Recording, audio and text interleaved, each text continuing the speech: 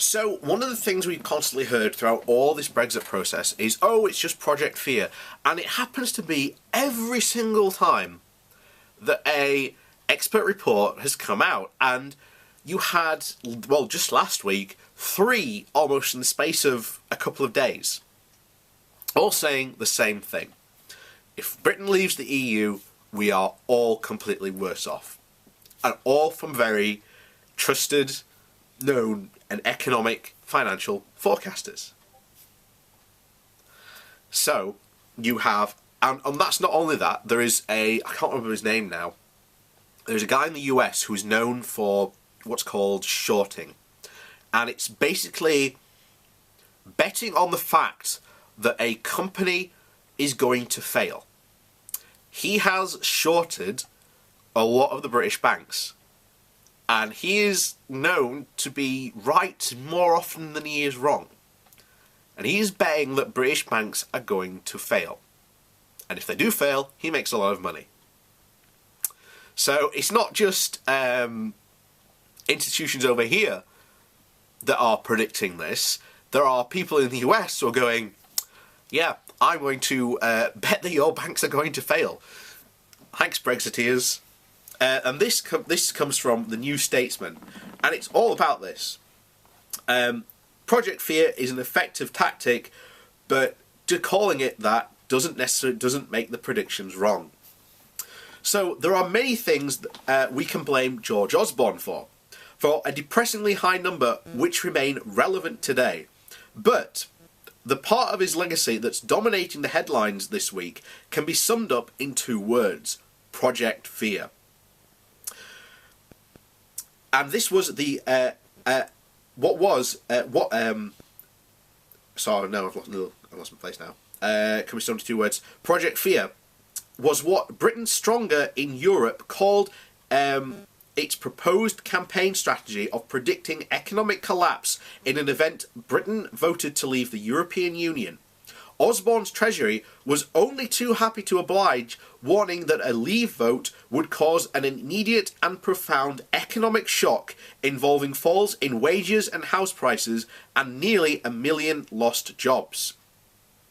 The last 2 years have not been good ones for the British economy, which has dropped from being the fastest growing in the G7 in 2015 to the slowest almost 2 years later.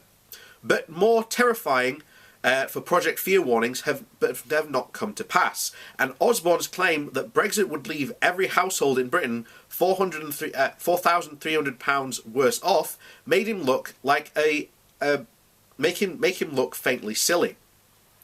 The very next words, by 2030, have been forgotten, and they weren't meaningful to most people anyway. So Project Fear is discredited, and so are the sort of economic predictions it involved. When yesterday the Bank of England issued a similar set of warnings, the damage a no-deal Brexit will do, the famously courageous Jacob Rees-Mogg dismissed it as Project Hysteria, and described the Governor, Mark Carney, as a failed second-tier politician. As a campaigning strategy, all this may work very well. Having been told that the sky would fall once and see it stay firmly in place, the voters would be forgiven for thinking such warnings can be safely ignored again now. Yet, this time is different. Partly because Brexit has yet to actually happen in any serious sense. The past is no guide to the future. Partly because the Bank of England, unlike Osborne's Treasury, is a technocratic body, not a political one. It may turn out to be wrong, but it would at least be wrong in good faith.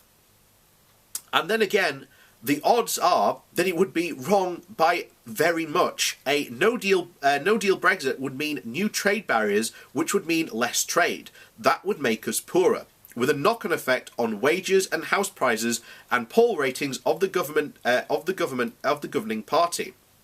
That's without even glancing at the real possibility of food and medicine shortages. The Brexiteers, intoxicated by their own Kool-Aid, seem sometimes to have forgotten this. A leave vote didn't crash the economy. They say so a no deal can't possibly do so either. Or perhaps in some perhaps some cases, possibilities, they don't think there'll be an economic cost. But also there is a price worth, but also that there isn't a price worth paying, or at least a price. Oh, go away. Or at a, oh, go away right now. Or in some cases, perhaps they don't think there will be an economic cost, but also that there isn't a price worth paying, or at least a price it's worth forcing other people to pay. And in terms of convincing the voters, this might work well. But I've spent 2 years writing for the public trying to get the public to turn against, waiting for the public to turn against Brexit. But it hasn't happened, or at least not in the numbers required to shift the political debate. But winning an argument is not the same as being right, and just because the Brexit elite can convince the electorate that the sky won't fall and that there wouldn't be enough to hold the sky in place, no deal Brexit probably will lead to an economic crisis once the move from vague theoretical predictions to unemployment, negative equity and empty shelves in the supermarkets. Minds may start to change rather quickly. At the point the words Project Fear are not going to impress anyone.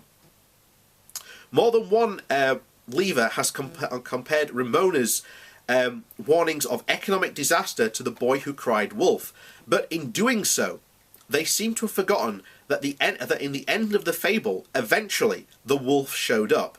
When it did, it wrecked the village's economy and decimated its food supply. And in fact, the boy once lied. No longer seemed to matter very much. Now, if you'll excuse me, I've got some very important stockpiling to get on with. So, here we are in another position of 3 more papers from very reputable sources, including the Bank of England, all basically saying the same thing.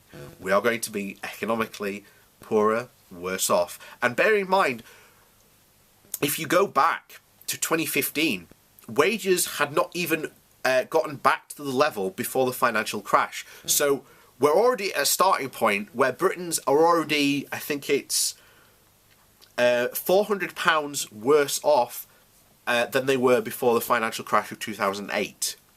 So we're about to get even more poorer. Thanks, Brexiteers. Remember, guys, you're uniquely responsible for this. You're all to blame for this. So when people start to, and these things do start to happen, then it's not people like Theresa May you should be blaming. It's Boris Johnson, Jacob Rees-Mogg, Nigel Farage, who are the main architects of this. So make sure that when you are blaming people, you're blaming the right people,